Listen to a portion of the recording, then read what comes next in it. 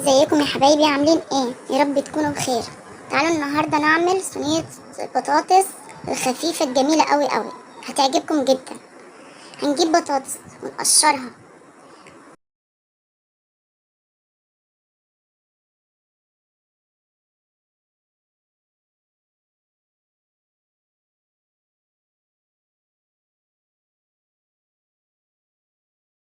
بقى هنعمل ايه؟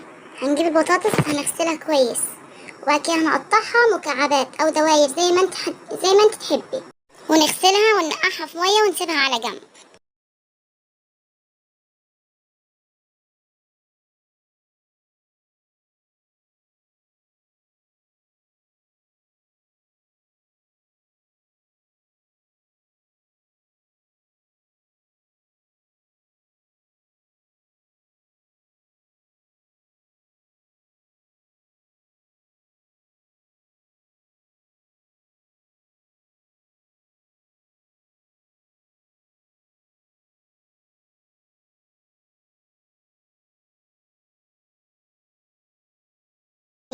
هنجيب البصل 4 بصلات صغيرين، هنقطعهم مكعبات كلهم، بس هناخد منيهم كام حتة كده دواير. دي الايه الوش الصينية.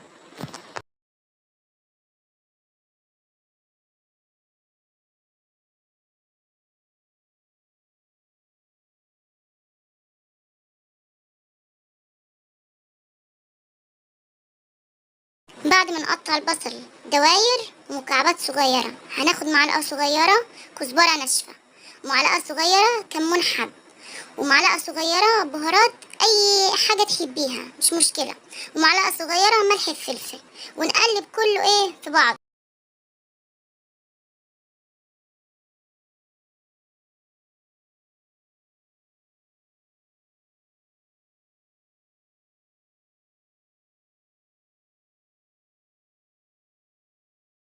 نيجي بقى للخطوة التالتة، هنقطع الطماطم مكعبات صغيرة، وناخد كام قطعة منيهم دواير، ده برضو الوش بتاعها.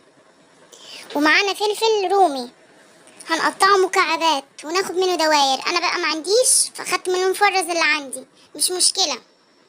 ناخد بقى الطماطم والفلفل ونحطهم على البصل ونقلب حلو قوي قوي قوي قوي.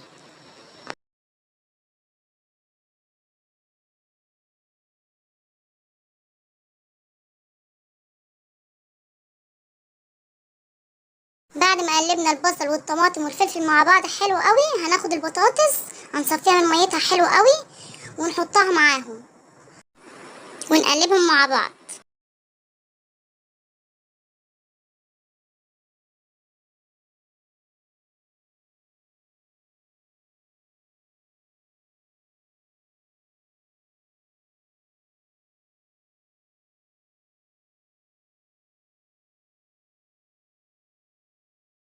بعد ما قلبناهم حلو مع بعض، هنجيب الطماطم المدورة ودوائر البصل والفلفل لو حابة انت براحتك، ونحط كله على وش الصينية.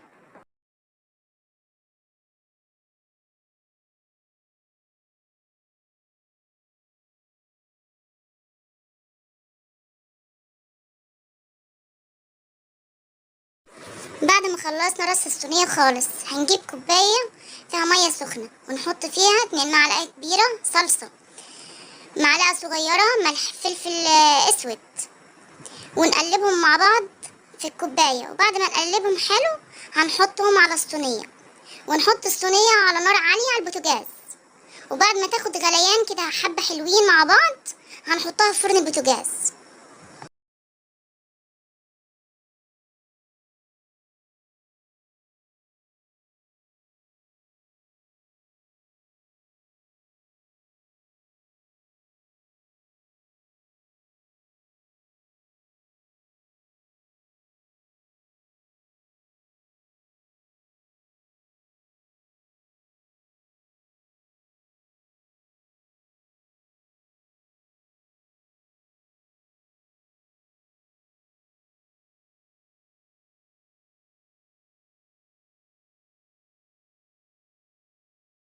كده انا حطيتها في فرن البوتاجاز.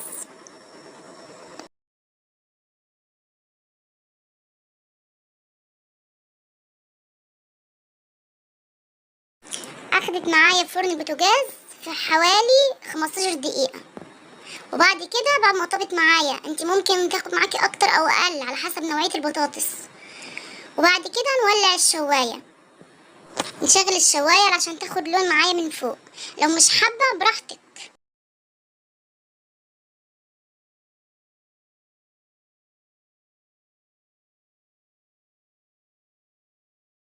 ونغرف بقى البطاطس بألف هنا وشفا على قلبك يا ست الكل، ومعاها شوية رز أبيض، الله على الجمال، أو شوية عيش مصري.